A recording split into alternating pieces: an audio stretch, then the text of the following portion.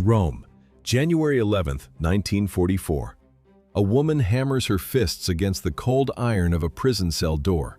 The sound is a dull, rhythmic thud echoing through the stone corridor. Inside, Galeazzo Ciano waits. Outside, his wife Etta screams for a final meeting that will never happen. The protocol for high treason is absolute. Execution must follow the verdict within 12 hours. According to the fascist Grand Council records, the clock was the only thing Ciano had left. 5 members of the firing squad checked their rifles. The firing pins clicked in the silence. This was not a military necessity. It was a failure in the system of absolute loyalty. A daughter was pleading with a dictator. A father was choosing the regime over his own blood. How does power survive such a choice? It doesn't. It merely hardens.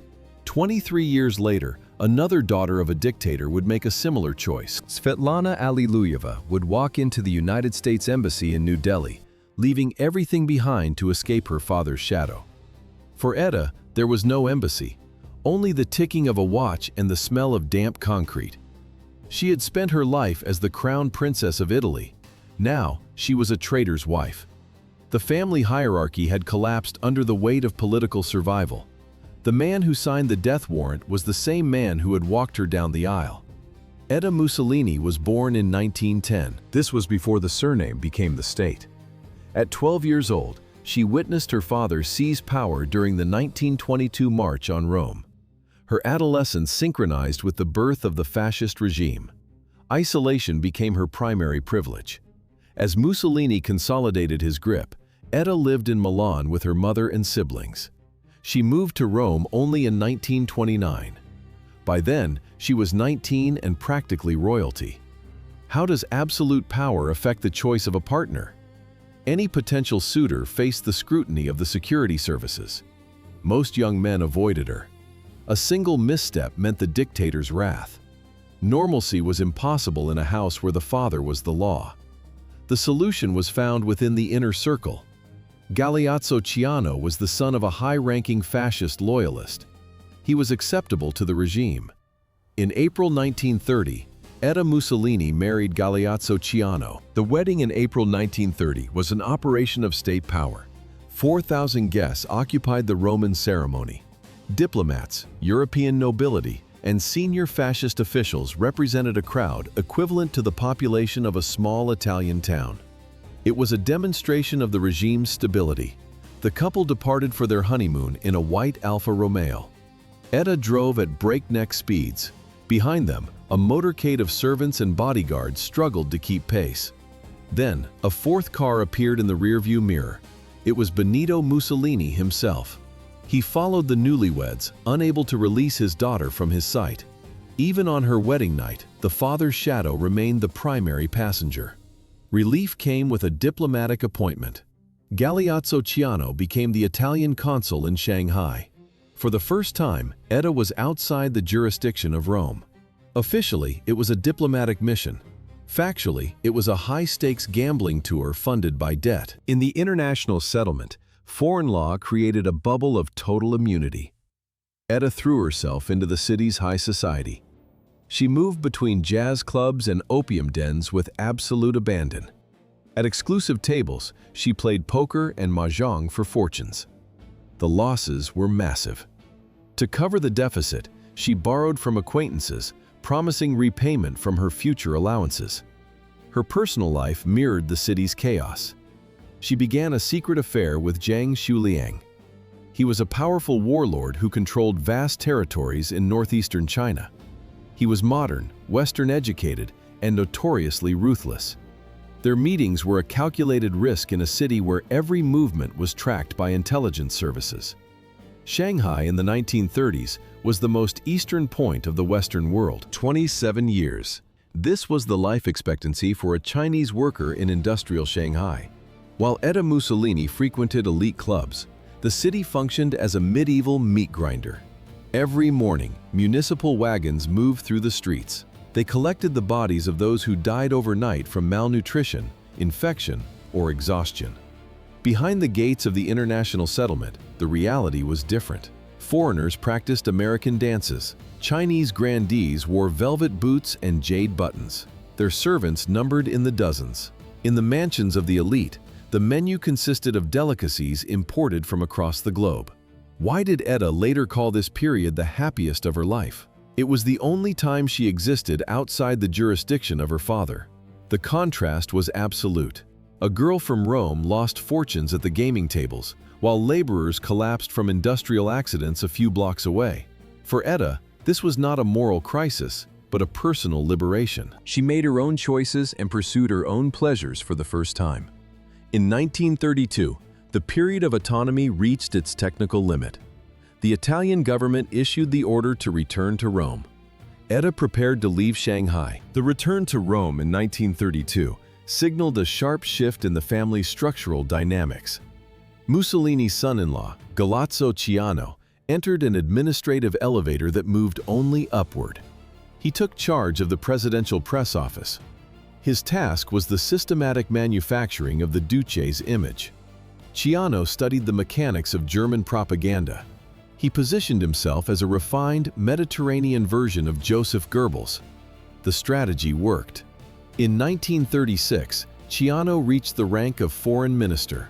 He was 33 years old. At that time, he was the youngest individual to hold such a high diplomatic post in any major European power.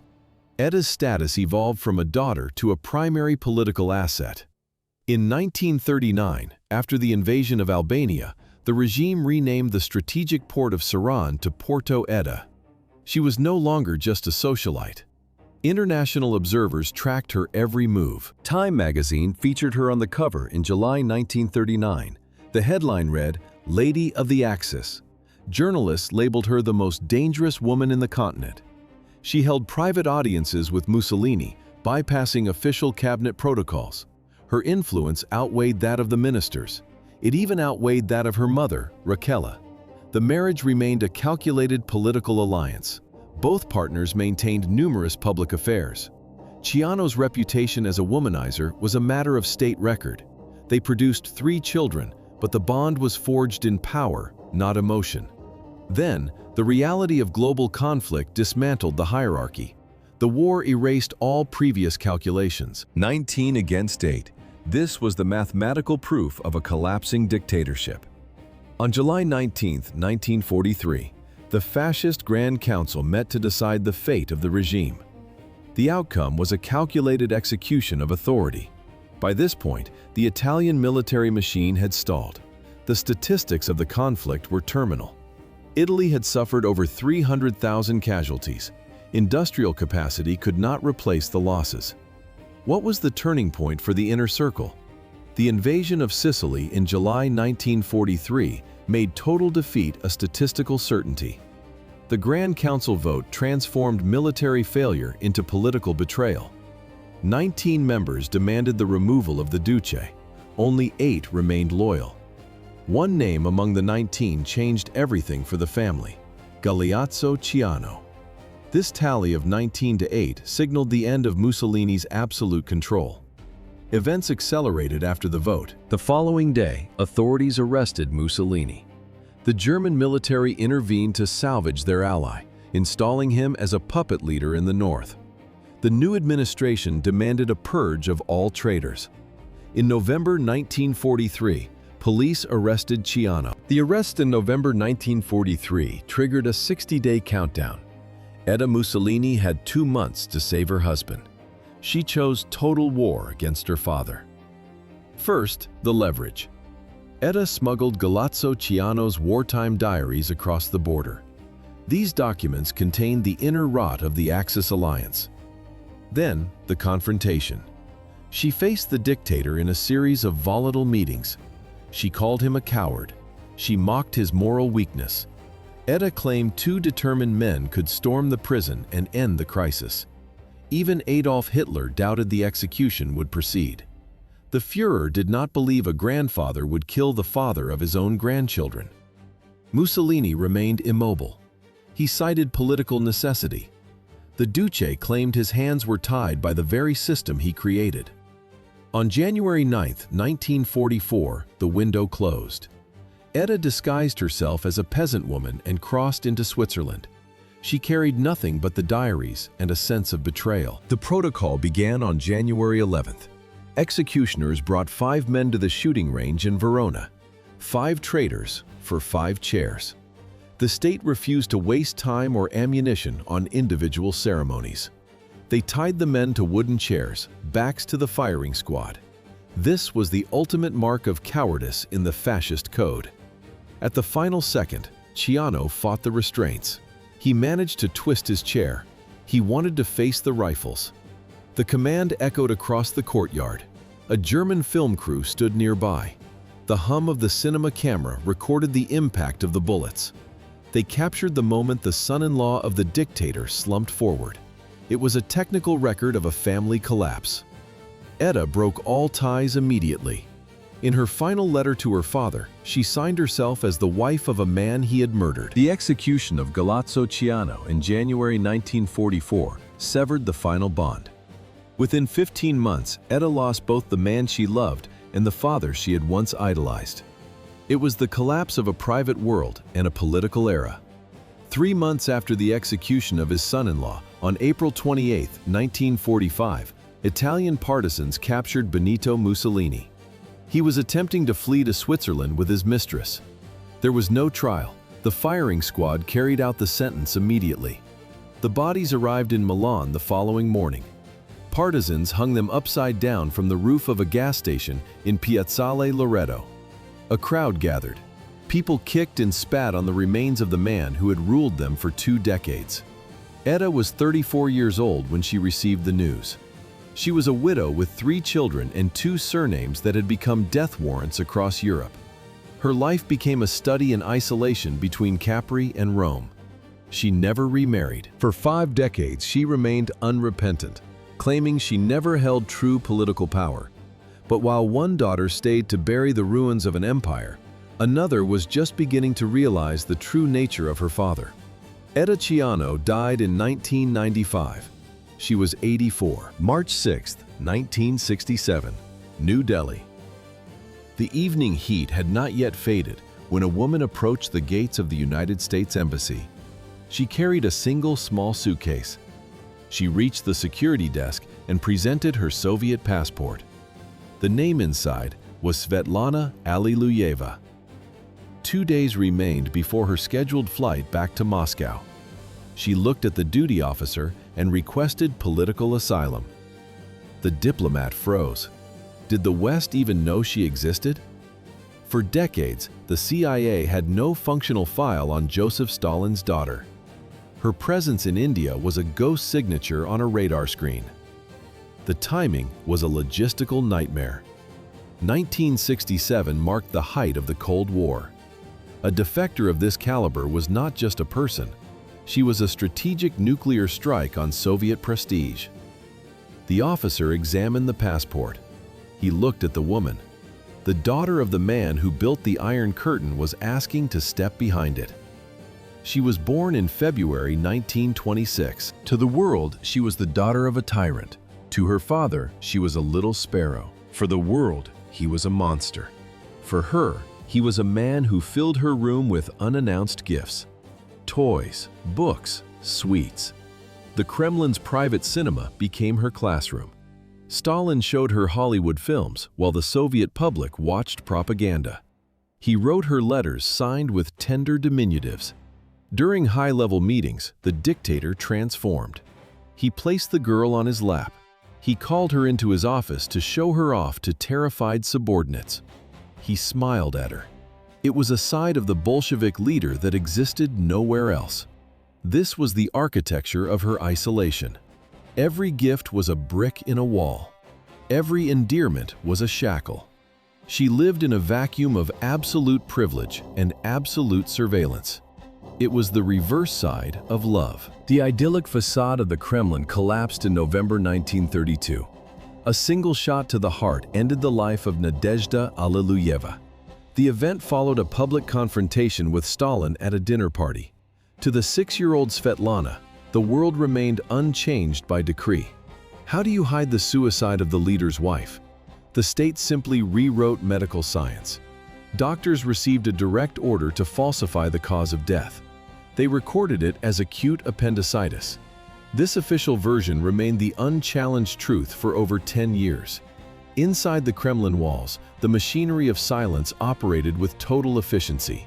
Svetlana continued to play in the gardens, unaware that her mother had chosen death over her father's coldness.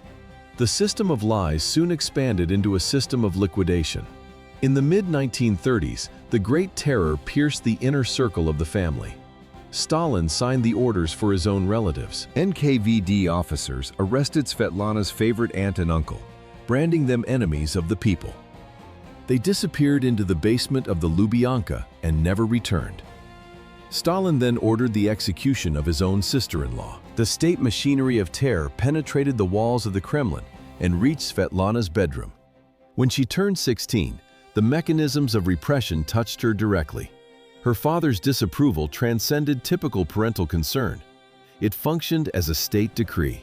In 1942, Svetlana fell in love with Alexei Kapler. He was a filmmaker and a screenwriter. He was also 40 years old. A 40-year age gap became the pretext for 10 years in Siberia. The secret police arrested Kapler on Stalin's personal orders. The charge was espionage, but the reality was simpler. He had stepped across an invisible line drawn by the dictator. A decade in the Gulag served as the standard price for a romance with the leader's daughter. Kapler survived the camps and regained his freedom in 1953. He died shortly after his release. The state apparatus remained efficient until the end. Authorities forbade Svetlana from attending his funeral. Stalin controlled his daughter with the same clinical precision he used to manage the Soviet Union. Proximity to Svetlana meant immediate physical danger. Every marriage she entered while in the USSR existed under her father's shadow. Even after his pulse stopped, the memory of his reach dictated her isolation. Joseph Stalin died on March 5, 1953. Stalin's death in March 1953 triggered a bureaucratic shift. The name Stalin was no longer a shield. It was a brand of mass murder. Svetlana discarded it. She adopted her mother's maiden name, Alliluyeva. The state responded with surveillance. Every friendship was a file. Every movement was a report. In 1962, while recovering in a Moscow hospital, she met Brajesh Singh. He was an Indian communist. He was dying of emphysema. They fell in love. The Kremlin denied them a marriage license. The state controlled her heart as strictly as her passport. When Singh died in 1966, the regime made a tactical error. They granted her a one-way exit to India to scatter his ashes in the Ganges. It was only her second time abroad. She did not plan a return. On a March evening in 1967, she walked out of the Soviet Embassy guest house in New Delhi. She entered the American embassy. The request for asylum reached the White House. The timing was lethal. Diplomatic cables hummed with the risk of nuclear escalation. President Lyndon B. Johnson personally reviewed the file. He weighed the Cold War balance against the optics of a grieving daughter. He chose the optics. On April 21, 1967, the wheels of a passenger jet touched down at Kennedy Airport. A wall of flashbulbs met her. Svetlana stood before the microphones. She called her father a moral and spiritual monster. The ritual of defection required a sacrifice. Svetlana took her Soviet passport. She struck a match. The paper curled and blackened. The sound of the burning document was the final break with the Kremlin. She told the reporters she felt like a bird released from a cage. She had burned the passport of the country her father built. "I have come here to seek the self-expression that has been denied me for so long in Russia," she told the press. Svetlana had exchanged the Soviet ideology for personal freedom, but the cost was absolute. In Moscow, she left her son Yosef and daughter Yekaterina behind. She wrote them a final letter. It was an explanation. It became an epitaph for their relationship. Which choice do sons make? While daughters flee the system, sons often inherit the machine to turn it into chaos. In 1967, Svetlana published 20 Letters to a Friend. The memoir became a global bestseller. The book generated over $1 million in royalties within months. It was a staggering sum. Yet financial success could not bridge the silence from Moscow. The analytical connection is stark. The book made her a wealthy woman in the West, but it confirmed her status as a traitor in the East. Her children refused to forgive the desertion. Her American life became a cycle of failed adaptations. A brief marriage to architect William Wesley Peters in 1970 ended in divorce after only 3 years. The press hunted her. She felt like a trophy, not a human. In 1984, she attempted a return to the Soviet Union. The authorities restored her citizenship. The experiment lasted only 2 years. She died on November 22, 2011. The location was a nursing home in Richland Center, Wisconsin. There were no cameras. There were no heirs at her bedside. The daughter of the man who ruled 200 million people passed away in relative poverty. Colon cancer ended her life at age 85. If the daughters of dictators sought an escape from the system, the sons became its operating system. Baghdad, June 1964. The birth of Uday Hussein marked the beginning of a new administrative era. He was not just a successor, he was a biological extension of the regime. By the 1970s, Saddam Hussein controlled the intelligence services. In 1979, he seized the presidency. The state became a family business. How many positions can one man hold without a single qualification? Uday filled the slots. He took the Olympic Committee. He headed the Football Association. He commanded the Fedayeen Saddam, a paramilitary force of tens of thousands. The population of Iraq reached 20 million during this period. Every citizen lived under the shadow of one family. Uday also controlled the leading national newspaper. He owned the propaganda and the guns. On paper, he was the perfect elite-educated heir. In reality, he was a chaotic sadist. Saddam had killed hundreds of thousands to maintain order. Uday killed for sport. The father used terror as a tool. The son used it as an impulse. His behavior turned so erratic that even the architect of the Iraqi police state felt a growing unease. Saddam Hussein monitored his own son as a systemic threat. 2,000 kilometers from Baghdad, in Bucharest, the same engineering blueprint for an heir was being deployed. Nicolae Ceausescu did not just want a son, he wanted a successor with the scientific prestige of a technocrat and the iron grip of a party loyalist.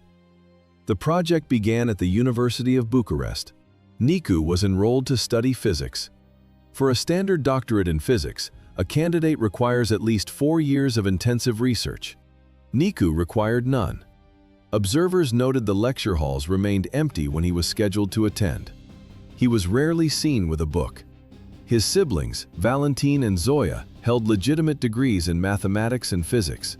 They mocked his lack of intellectual curiosity. The academic community stayed silent. No peer-reviewed publications exist under his name. No verifiable contributions to the field were ever recorded. His doctorate was a nominal gift from the state. The regime ignored the vacuum of knowledge and focused on the mechanics of power. The simulation of competence moved from the lab to the cabinet. Nicu became the first secretary of the Union of Communist Youth, then the Minister of Youth Issues. In 1987, the transition entered its final phase. Nicolae appointed his son as the leader of Sibiu County in Transylvania. It was no longer a government office, it was a personal fiefdom. He ruled the territory as a dictator in waiting, despite possessing the scientific qualifications of a layman. The laboratory of Romanian physics was a ghost town. While the heir's doctorate gathered dust, the national budget flowed into the casinos of Las Vegas and Monaco.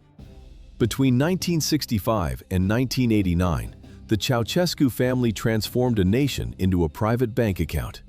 How does a closed economy fund a global gambling spree? The answer lay in the starvation of 20 million people. In the 1980s, Romania's foreign debt peaked at $10 billion. Nicolae Ceausescu ordered a total repayment. He achieved this through systematic deprivation. Ordinary citizens stood in bread lines for hours. Heating was rationed. Electricity became a luxury. Nicu Ceausescu experienced a different reality. Born in September 1951, the youngest son never knew the meaning of a limit. He drove a fleet of imported Western cars. He drank foreign liquor while his countrymen lacked milk. In the bright lights of Switzerland and Nevada, he gambled away the equivalent of entire factory budgets. These receipts did not vanish. In 1989, these specific expenditures appeared in the formal indictment against the regime. Every lost hand at the poker table was recorded in the hunger of a generation. Nikolai watched his son's descent with a calculated, cold indifference. If the price of indulgence in Romania was measured in currency, the currency in the basements of the Iraqi Olympic Committee was human skin. The shift occurred in 1984. Uday Hussein, fresh from university, took control of the national sports apparatus. He transformed the Olympic Committee building into a laboratory of pain. Beneath the administrative offices, a private prison functioned outside of any legal framework. How do you motivate an athlete if victory is the only way to survive? Steel cables hung from the basement walls. Guards called them the snakes. Defeated athletes faced these cables until their backs were raw. During the 1994 World Cup qualifiers, the football team failed to meet Uday's expectations. Their punishment was mechanical. Players were forced to kick heavy concrete balls. The impact shattered the metatarsal bones. The feet of professional athletes turned into bags of crushed gravel. The engineering of torture followed a strict technical logic. One device was the Iron Maiden, a sarcophagus lined with inward-pointing spikes. The door closed slowly. The metal teeth pierced the flesh, but avoided vital organs to prolong the process. Thermal damage followed physical trauma. The melting point of asphalt is approximately 170 degrees Celsius. Guards dragged athletes across freshly poured boiling road surfaces while beating them. The heat fused the skin to the stones. Uday also utilized sensory deprivation. Some were locked in cells painted entirely in red. Total isolation for days. Others faced the caning of the soles of the feet until the nerves were permanently dead. Witnesses later confirmed the existence of acid baths and iron cages. The system was designed to break the body and the narrative simultaneously. Journalists who documented the failures of the sports programs disappeared into the same basements. One reporter, speaking decades after the fall of Baghdad, refused to provide his name for fear of retribution. In the Romanian underground, fear had a specific name. It was not the Securitate or the elder Ceausescu. It was Nicu. Baghdad had the Iron Maidens of the Olympic Committee, but Bucharest had a prince with an unlimited supply of alcohol and absolute power over every pedestrian. The police did not exist for Nicu Ceausescu. High school marked the beginning of his reputation for heavy drinking. By adulthood, the addiction merged with the state apparatus. Nicu drove expensive Western cars through the streets of Bucharest at lethal speeds. Who could stop a minister if the police answered to his father? No one. The internal reports of the regime describe a total loss of control. He destroyed at least 12 vehicles in drunken escapades. Night roads became a gamble for bystanders. Shattered glass glittered on wet asphalt. In one instance, a young woman died under the wheels of his car. There were no charges. There were no investigations. The files simply disappeared. Nicu treated the population as a private inventory. If he found a woman attractive, he signaled his guards. They snatched victims directly from the sidewalk. Resistance meant a threat to the entire family. Even national icons lacked immunity. Nadia Comaneci won 5 Olympic gold medals, but she could not win against Nicu. He forced the national hero into his inner circle through systematic intimidation. Her mother later confirmed the threats. In Sibiu, Nicu operated as the regional party boss. He replicated his father's national tyranny on a local scale. He managed the city from a position of absolute technical dominance. Beneath the Olympic Committee building, a private prison functioned as a correction center for athletes. Those who failed to meet expectations were detained. The witnesses describe a man who derived professional satisfaction from the suffering of subordinates. By December 1989, the pressure reached a breaking point. The first organized protests began in Timișoara. In the late 1990s, Baghdad's Hunt Club was a sanctuary for the Iraqi elite. It was a secure zone, a place of relative safety. until Uday Hussein arrived. By then, the danger level for civilians was measured by the movement of Uday's motorcade. He turned the capital into a hunting ground. His guards patrolled the streets with a single objective: to find women he found attractive. They seized them from sidewalks, they pulled them from cars, they took them from their homes. Systemic failure defined the social structure. Reports of these encounters never reached a courtroom. Those who tried to speak faced immediate execution. One specific age group became a primary target: 12, 13. In the eyes of the regime, these were not children. They were acquisitions. The Hunt Club incident remains a documented peak of this structural collapse. Uday arrived at a wedding uninvited. He stayed briefly. When he left, the bride was missing. The groom understood the mechanics of the system. He knew there was no police force to call, no father to provide protection. He reached for his pistol. The young man chose to pull the trigger on himself. The power structure began to consume itself in 1988, during a gala for the Egyptian First Lady. Uday Hussein grabbed a carving knife. He stabbed his father's favorite bodyguard to death in front of the assembled guests. Can a dictator fear his own son? Saddam Hussein ordered a brief imprisonment, but the isolation failed to reset Uday's internal mechanics. The violence shifted from sudden outbursts to systematic cruelty. He shot his own uncle in the leg. He forced associates to consume lethal quantities of alcohol for entertainment. Servants faced beatings for minor technical errors. By the mid-90s, Uday had transformed from a successor into a liability. In December 1996, the system attempted to purge him. Assassins intercepted Uday's red Porsche in the Al-Mansur district of Baghdad. 30 bullets hit the vehicle. Uday survived the initial ballistic impact. However, the medical consequences were permanent. One bullet remained lodged in his spine. Surgeons could not remove it without risking total paralysis. The injury left him with a localized physical decay and chronic, unmanaged pain. He required heavy medication to function. This constant neurological irritation correlated with an increase in his erratic brutality. The political fallout was equally severe. Saddam recognized that Uday's instability threatened the Ba'athist infrastructure. He shifted the succession protocol toward his younger son, Qusay Hussein. Qusay operated with a different methodology.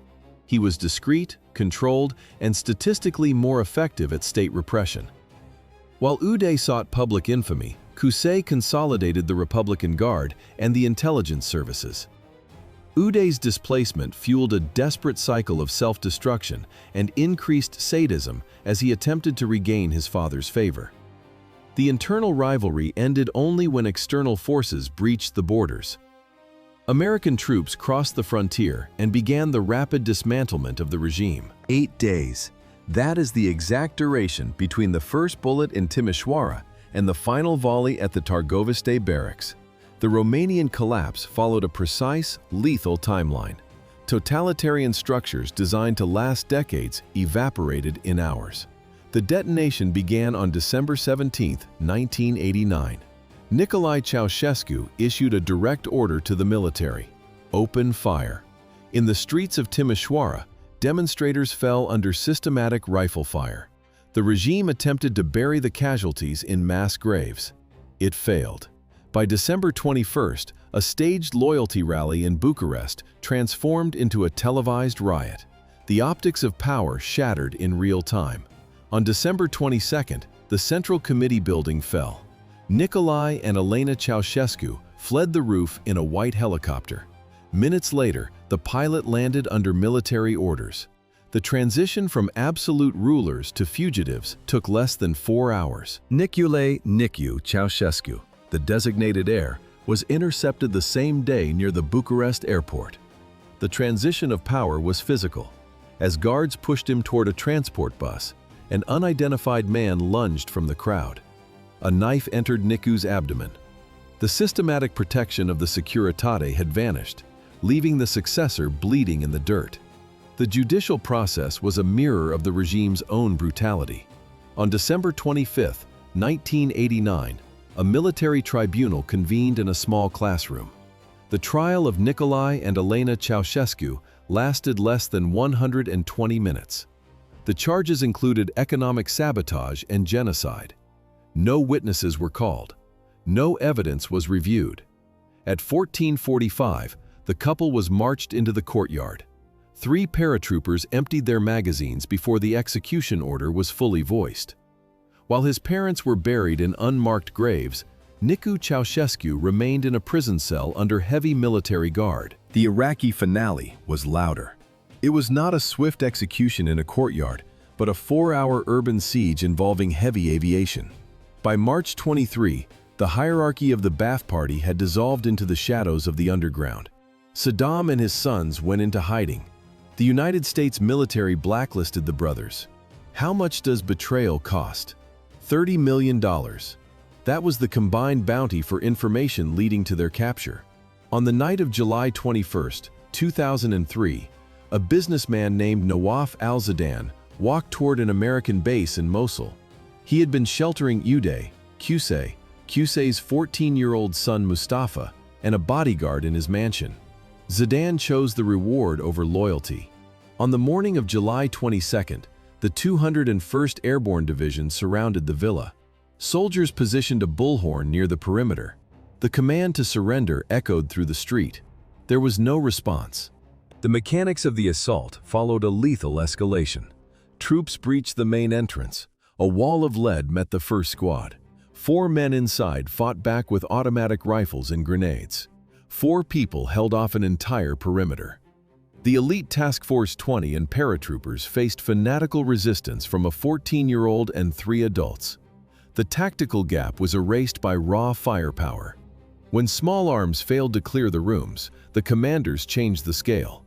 OH-58 Kiowa helicopters moved into position above the roof. The air filled with the smell of cordite and pulverized concrete. 10 TOW missiles struck the mansion in sequence. The reinforced walls collapsed into a pile of white dust. After 4 hours of continuous fire, the resistance ceased.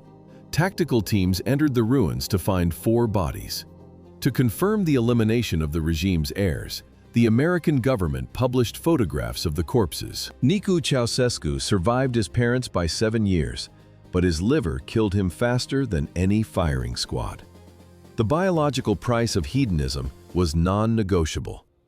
In September 1990, a military tribunal opened his case. The charge?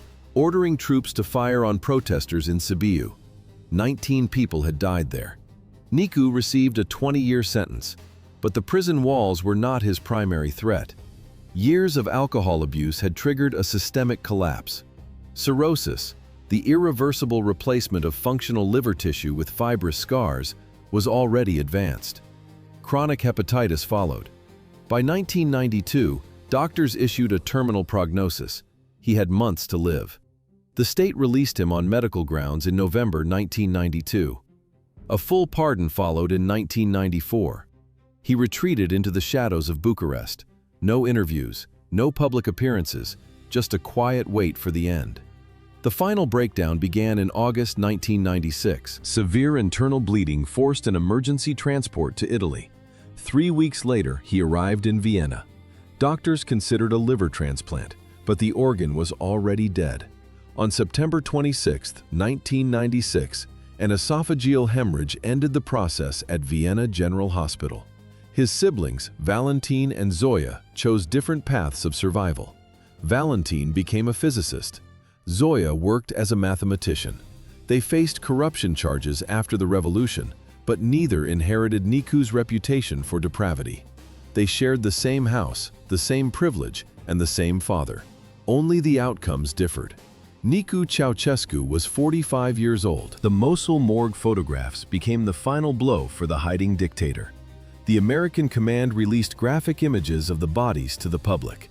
What does a father feel when seeing his son's corpses on the news? Saddam Hussein watched the broadcast from a crawl space. The frames showed bullet wounds and facial trauma. 4 men had died inside the villa. For many Iraqis, the brothers remained invincible phantoms. The images were the only proof of their mortality. Saddam responded with a recorded statement from the underground. He officially declared Uday and Qusay martyrs. He praised their 6-hour resistance against superior tactical forces. He stated that if he had 100 sons, he would sacrifice them all on the same path. The system's core nodes were severed. Tikrit, Saddam's ancestral stronghold, became his final perimeter. In December 2003, American soldiers pulled the former president from a hole in the ground. The transition from palace to spider hole was complete. The judiciary took 3 years to process the evidence. In December 2006, the Iraqi authorities executed Saddam Hussein by hanging. Etta Mussolini lived for 50 years after the collapse of the fascist regime. She remained a widow until her death in 1995. The period between 1943 and 1944 functioned as a terminal point for her psyche. The execution of her husband, Galeazzo Ciano, by her father's firing squad acted as a definitive fracture. Did these children ever have a functional choice? The systemic environment of a dictatorship warps development from infancy. Loyalty to the father competed with the survival of the husband. Mussolini refused to grant clemency. Etta chose her husband, but the state chose the firing squad. This was the specific cost of being a daughter of the Duce. The trauma became a permanent legacy. In her final interviews, Etta expressed no remorse for the crimes of the regime. She defended the ideology for 5 decades. She died in Rome without ever issuing a public apology for the actions of the Mussolini family. Svetlana Alliluyeva chose a geographical escape. Nicu Ceausescu chose a chemical one. In 1967, the daughter of Joseph Stalin walked into the United States Embassy in New Delhi. She left her children and her country behind. It was a defection that shook the Kremlin.